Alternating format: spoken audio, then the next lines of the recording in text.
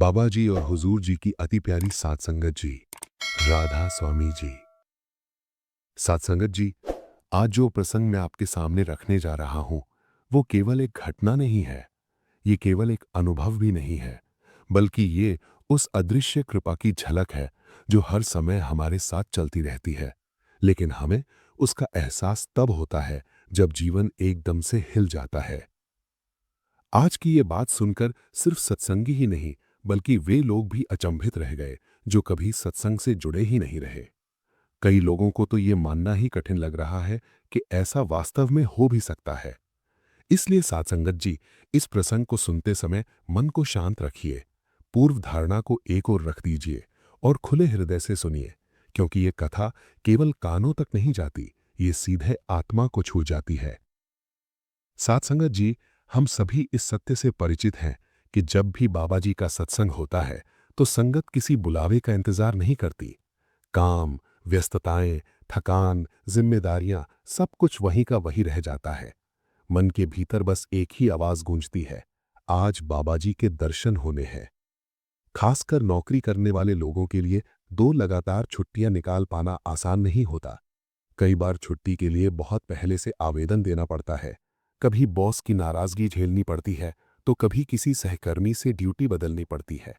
फिर भी जब भीतर तड़प जाग जाती है तो रास्ता अपने आप बन जाता है। कई संगतें तो ऐसी भी होती हैं जो आधी रात को ही घर से निकल पड़ती हैं ताकि सुबह होते होते डेरा समय पर पहुंच सके। नींद गाड़ी में पूरी होती है, थकान रास्ते में रह जाती है और आंखों में सिर्फ एक ही चमक होती है, बाबा जी के दर्शन। आज जिस परिवार के साथ ये असाधारण घटना घटी, वो भी हरियाणा के करनाल और पानीपत के बीच बसे एक छोटे से कस्बे से जुड़ा हुआ था। एक साधारण सा परिवार, कोई बड़े ओहदे नहीं, कोई विशेष पहचान नहीं, बस मन में श्रद्धा थी और हृदय में अपने मालिक के लिए गहरा प्रेम। ये घटना पिछले महीने बाबा जी के भंडारे के समय की है। उस परिवार में कुल 3 लोग थे, पति, पत्नी और पत्नी का छोटा भाई। तीनों ही नौकरी करते थे। जब उनसे पूछा गया कि इतनी रात को यात्रा क्यों की, तो उन्होंने बड़ी सहजता से कहा, हमें एक ही दिन की छुट्टी बहुत मुश्किल से मिलती है, इसलिए हमने सोचा कि अगर शुक्रवार की आधी रात को निकल जाएं, तो सुबह होते होते डेरा समय पर पहुंच जाएंगे। योजना बिल्कुल साधारण थी, लेकिन भावना बहुत गहरी। पति और पत्नी आधी रात को अपनी कार से निकले। करीब 20 किलोमीटर दूर करनाल में पत्नी का भाई पहले से उनका इंतजार कर रहा था। रात का सन्नाटा, खाली सड़कें और मन में एक मीठी सी उत्सुकता। कुछ ही देर में वे करनाल पहुंच गए। भाई को गाड़ी में बिठाया और फिर बिना समय गवाए डेरा की ओर रवाना हो गए। जैसा सोचा था वैसा ही हुआ। सुबह की हल्की हल्की रोशनी के साथ वे डेरा पहुंच चुके थे। थकान तो थी, लेकिन जैसे ही डेरा की हवा लगी, सब कुछ भूल गया। उन्होंने पूरे श्रद्धा भाव से बाबा जी के ओपन कार्ड दर्शन किए। आंखें भर आई, मन शांत हो गया और भीतर कहीं एक अजीब सी ठंडक उतर गई। सत्संग सुना, हर शब्द को ऐसे पिया जैसे वर्षों की प्यास बुझ रही हो। शाम के समय प्रश्न उत्तर का जो क्रम होता है, उसमें भी वे पूरे मन से बैठे। अगला दिन रविवार था, इसलिए नौकरी की कोई चिंता नहीं थी। मन में एक सुकून उतर आया, आज पूरा दिन मालिक के चरणों में रहेगा। रविवार का दिन सेवा, सत्संग और लंगर में कब बीत गया उन्हें पता ही नहीं चला। सेवा करते समय मन में सिर्फ एक ही भावना थी, हे मालिक, जो भी दिया है तेरी ही दया है। दोपहर ढलने लगी। करीब 3 बजे उन्होंने वापसी का मन बनाया। डेरा से निकलते समय मन भारी हो गया, लेकिन ये सोचकर तसल्ली थी कि अगले सत्संग में फिर आएंगे। जैसे ही वे बाहर पहुंचे, पत्नी के भाई ने हल्के स्वर में कहा, अभी तो हमारे पास समय है, क्यों ना अमृतसर होकर चलते हैं। ये बात सुनते ही पति और पत्नी एक दूसरे को देखने लगे। मन ने कहा, चलो, कब फिर मौका मिलेगा। बिना ज्यादा सोचे गाड़ी अमृतसर की ओर मोड़ दी गई। शाम तक उन्होंने वहां कुछ समय बिताया, घूमना फिरना, थोड़ा प्रसाद लेना और फिर वापसी की तैयारी। लेकिन सच ये था कि तीनों बेहद थक चुके थे। शुक्रवार की रात से लगातार सफर, फिर सत्संग, फिर घूमना, शरीर अब धीरे धीरे अपना असर दिखाने लगा था। फिर भी मजबूरी थी, अगले दिन सभी को अपनी अपनी नौकरी पर पहुंचना था। काफी सोच विचार के बाद ये तय हुआ कि रात में ही पानीपत तक चला जाए। गाड़ी आगे बढ़ चली। रात गहराने लगी। करीब 10:30 बजे का समय रहा होगा जब ड्राइव करते करते पति की आंख लग गई। कुछ ही देर में पत्नी भी झपकी में चली गई। गाड़ी उस समय पत्नी का भाई चला रहा था। सड़क शांत थी, हवा ठंडी थी और चारों ओर अंधेरा फैला हुआ था। और फिर अचानक एक पल में सब कुछ बदल गया। एक जोरदार धमाका हुआ। ऐसी आवाज जैसे जमीन कांप उठी हो। उसी भयानक आवाज से दोनों की नींद एक साथ टूट गई। दिल जोर जोर से धड़कने लगा। आंखें खुली और जो दृश्य सामने था उसने रूह तक को हिला दिया। उनकी कार पूरी तरह पलट चुकी थी। चारों ओर धुआं, कांच के टुकड़े और अजीब सी खामोशी। कुछ ही पलों में पीछे और आगे से कई गाड़ियां रुक गईं। लोग दौड़ते हुए आए। कोई चिल्ला रहा था, सब ठीक है? कोई कह रहा था, जल्दी निकालो इन्हें। बड़ी मुश्किल से तीनों को गाड़ी से बाहर निकाला गया। वे सड़क किनारे बैठ गए। हाथ पांव कांप रहे थे, सांसें तेज थीं और दिमाग सुन्न था। तभी उन्होंने लोगों को आपस में कहते सुना, अभी एक और अंदर है, उसे भी जल्दी निकालो। ये सुनते ही पति और पत्नी दोनों सिहर गए। उन्होंने इधर उधर देखा। वे तीनों तो बाहर बैठे थे, तो फिर ये चौथा कौन? लोग फिर से गाड़ी की ओर भागे। गाड़ी को सीधा किया गया और फिर एक व्यक्ति ने आकर पूछा, आपके साथ जो चौथा आदमी था वो कहाँ है? ये सुनते ही पति की घबराहट और बढ़ गई। कांपती आवाज में उसने कहा, नहीं, हम तो सिर्फ 3 ही थे। उसके इतना कहते ही वहां खड़े लोग एक दूसरे को देखने लगे, जैसे उन्होंने कुछ ऐसा देखा हो जिसे वे खुद भी नहीं समझ पा रहे थे। फिर उनमें से एक बोला, आप माने या ना माने, लेकिन हमने अपनी आंखों से देखा है। आपकी गाड़ी में एक सरदार जी बैठे थे। सफेद रंग का कुर्ता पहना हुआ था, बहुत शांत चेहरा था। ये सुनते ही तीनों एक दूसरे को देखने लगे। उनके शरीर में अजीब सी सिहरन दौड़ गई। वे पूरी तरह स्तब्ध थे, क्योंकि उन्हें पूरा विश्वास था गाड़ी में उनके अलावा कोई नहीं था। वे बार बार समझाते रहे, लेकिन लोग अपनी बात पर अड़े थे। हमें यकीन है, हमने देखा है उन्हें, बस अब वे नजर नहीं आ रहे, यही बात हमें समझ नहीं आ रही। उन शब्दों को सुनते सुनते तीनों के भीतर धीरे धीरे एक गहरी अनुभूति जागने लगी। और जब उन्होंने अपने शरीर की ओर ध्यान दिया तो जो एहसास हुआ वो और भी चौंकाने वाला था। उनके शरीर पर एक भी खरोंच नहीं थी, एक भी चोट नहीं, जबकि कार पूरी तरह चकनाचूर हो चुकी थी। और यहीं से उस रहस्य की परत धीरे धीरे खुलने लगी थी, जिसका अगला अनुभव उनके जीवन को हमेशा के लिए बदल देने वाला था। और यहीं से उन तीनों के भीतर एक अनकहा सा कंपन उठने लगा। जब उन्होंने अपने शरीर को ध्यान से देखा तो उन्हें खुद पर ही विश्वास नहीं हुआ। ना सिर पर चोट, ना हाथ पर खरोच, ना पैरों में दर्द। ऐसा लग रहा था जैसे कोई हादसा हुआ ही ना हो। लेकिन सामने पड़ी कार उस सच्चाई को बार बार याद दिला रही थी कि ये कोई मामूली टक्कर नहीं थी। कार पूरी तरह पलटी हुई थी, शीशे टूट चुके थे, छत अंदर धसी हुई थी। ऐसी हालत में अगर कोई जिंदा बचता भी है तो शरीर पर निशान जरूर होते हैं, लेकिन यहां तीनों बिल्कुल सुरक्षित थे। तब पति ने बहुत शांत स्वर में वहां मौजूद लोगों से कहा, जिन्हें आप गाड़ी में देख रहे थे वे कोई साधारण इंसान नहीं थे। लोग चौंक गए। उसने आगे कहा, वो हमें बचाने आए थे और अब जा चुके हैं। ये सुनकर वहां खड़े लोग और भी उलझन में पड़ गए। कुछ ने सिर हिलाया, कुछ ने चुपचाप आसमान की ओर देखा। किसी के पास कोई उत्तर नहीं था, लेकिन उन तीनों के भीतर अब कोई भ्रम नहीं बचा था। उन्हें पूरी तरह एहसास हो चुका था कि उस भयावह क्षण में कोई शक्ति उनके साथ मौजूद थी।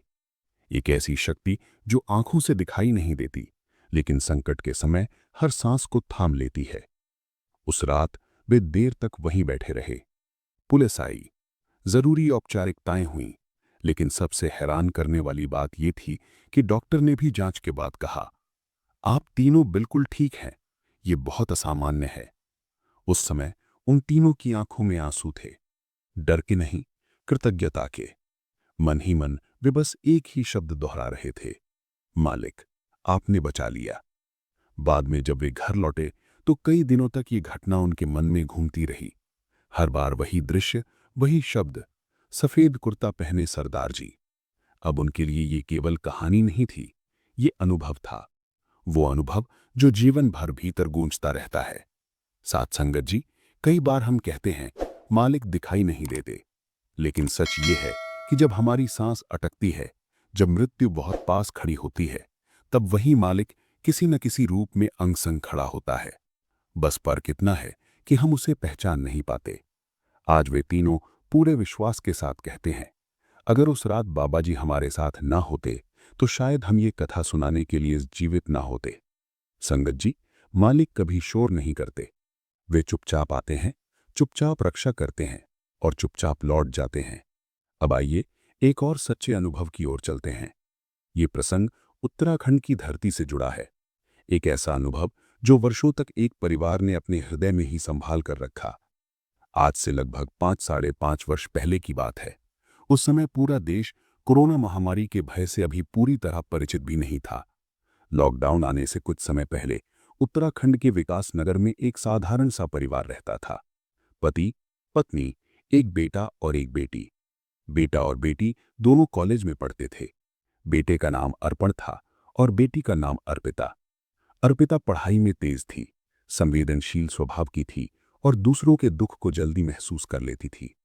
उसने वेटनरी की पढ़ाई की थी और उसे सरकारी नौकरी मिल गई थी। पोस्टिंग मिली अमृतसर। फरवरी 2020 का समय था।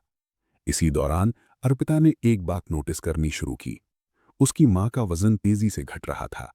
पहले लगा शायद कमजोरी होगी, फिर लगा मौसम बदलने का असर होगा। लेकिन जब हर 10-12 दिन में 1.5-2 किलो वजन कम होने लगा तो अर्पिता का मन घबरा उठा।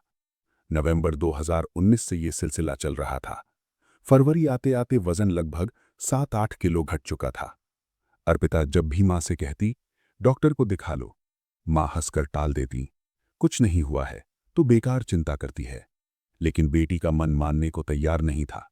भले ही वो पशु चिकित्सक थी, लेकिन डॉक्टर की समझ उसके भीतर जाग चुकी थी।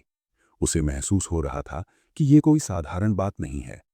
इधर उसे अमृतसर जाकर अपनी ड्यूटी भी ज्वाइन करनी थी और उधर मां की हालत उसे चैन नहीं लेने दे रही थी। आखिरकार उसने साफ कह दिया, मैं नौकरी तभी ज्वाइन करूंगी जब आप पूरा चेकअप करवाएंगी। बेटी की जिद के आगे माता पिता को झुकना पड़ा। तीनों डॉक्टर के पास पहुंचे। ब्लड टेस्ट हुए, रिपोर्ट सामान्य आई। सबने राहत की सांस ली। लेकिन अर्पिता का मन अब भी शांत नहीं हुआ। उसने डॉक्टर से पूछा, अगर सब कुछ ठीक है तो वजन इतना तेज क्यों घट रहा है?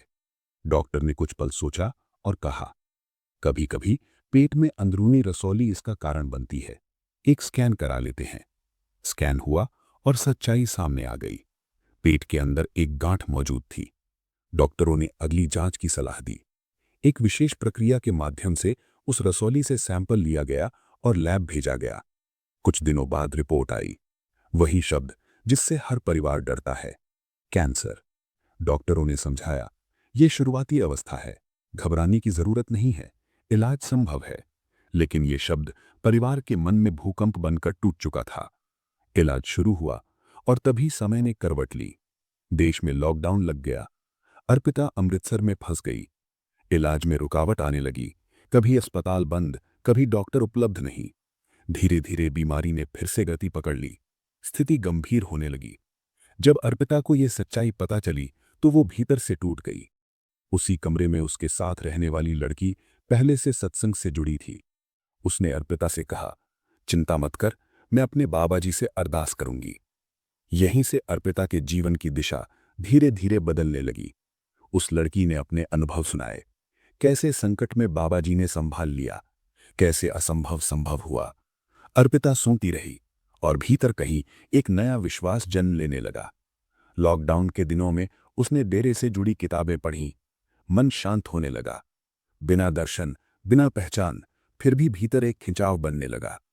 जब लॉकडाउन में थोड़ी ढील मिली तो अर्पिता घर जाने निकली। रास्ते में उसकी सहेली ने बाबा जी की तस्वीर और मिश्री का प्रसाद दिया। कहा, इसे मां के पास रखना, सब ठीक होगा। ऑपरेशन तय था।